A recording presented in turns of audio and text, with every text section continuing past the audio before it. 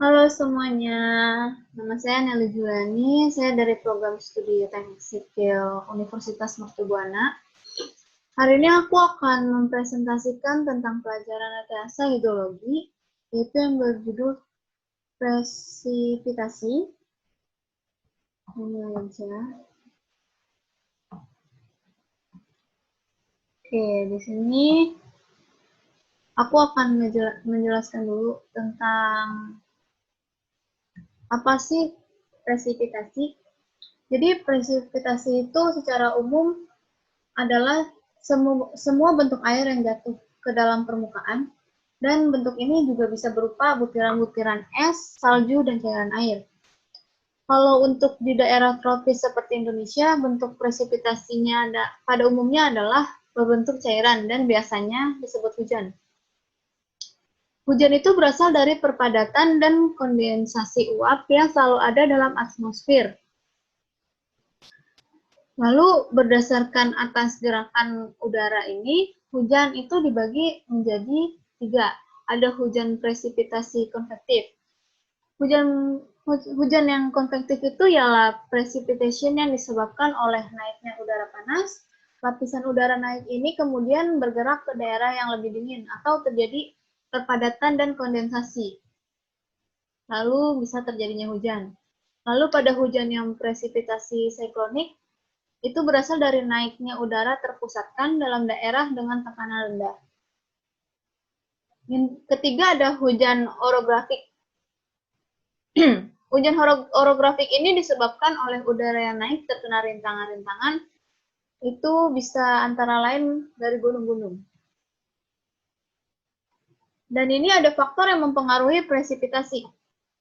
Faktornya antara lain adanya uap air di atmosfer, lalu faktor-faktor meteorologis, lokasi daerah yang sehubungan dengan sistem sirkulasi secara umum. Lalu di sini juga ada rintangan yang disebabkan oleh gunung-gunung dan lain-lainnya. Alat penakar curah hujan ini dibagi menjadi 2. Ada alat pengukur atau penakar hujan biasa dan alat pengukur atau penakar hujan yang otomatis. Bisa juga disebut dengan automatic rain gauge atau recorder. Kerugian pada alat pengukur hujan biasa itu biasanya pada hujan yang lebat, kemungkinan air berada pada tabung luber sehingga hasil pengukuran tidak memperlihatkan keadaan sebenarnya. Sejumlah airnya itu kurang lebih 1% tidak merupakan pengaruh hujan, misalnya proses kohesi. Dan juga ada intensitas atau jumlah hujan atau satuan waktu tidak bisa didapat dengan merata-ratakan jumlah hujan dalam satu hari per 24 jam.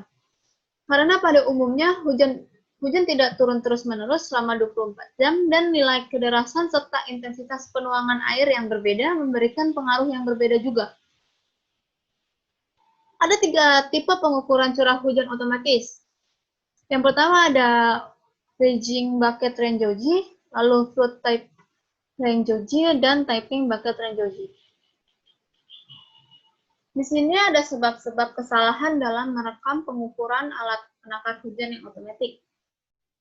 Kesalahannya berupa dalam membaca skala, lalu kehilangan air hujan yang tidak terukur akibat percikan air dan akibat angin. Lalu kemiringan mulut penangkal atau kolektor mempengaruhi jumlah air yang tertangkap beda 10%. Kemiringan itu menyebabkan 1,5 pengulangan air hujannya.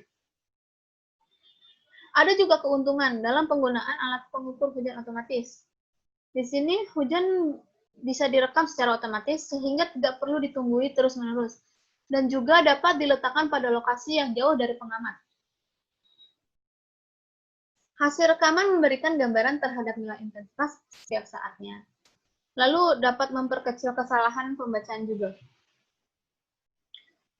Kerugian dalam alat pengukur curah hujan yang otomatis itu memang biayanya lebih mahal, lalu kesalahan elektris dan mekanik juga bisa terjadi. Di sini kriteria pemilihan alat curah hujan, antara lain kita harus memilih yang mutu atau kualitas alatnya itu biasanya yang bagus, lalu sebanding dengan alat-alat pengukur hujan yang sudah ada di daerah yang sama, terus berapa biaya pemasangan. Terus ada juga kesulitan pemeliharaannya sehubungan dengan mudah masuknya debu atau kotorannya. Lalu kesulitan untuk diobservasikan atau ditinjaunya. Tidak mudah rusak atau dicuri.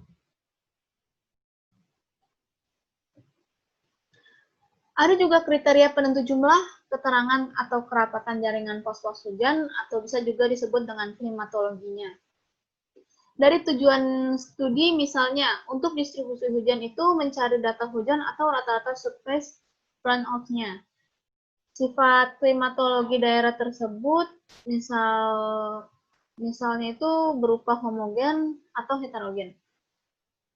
Lalu keadaan daerah yang bersangkutan itu tanahnya yang memungkinkan untuk pengembangan pertanian atau sebagainya, bisa juga tanah untuk lahan perkebunan atau apapun.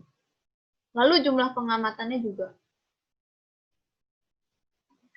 Oke, ini sekian dari presentasi saya tentang presipitasi curah hujan untuk presentasi rekayasa hidrologi. Terima kasih.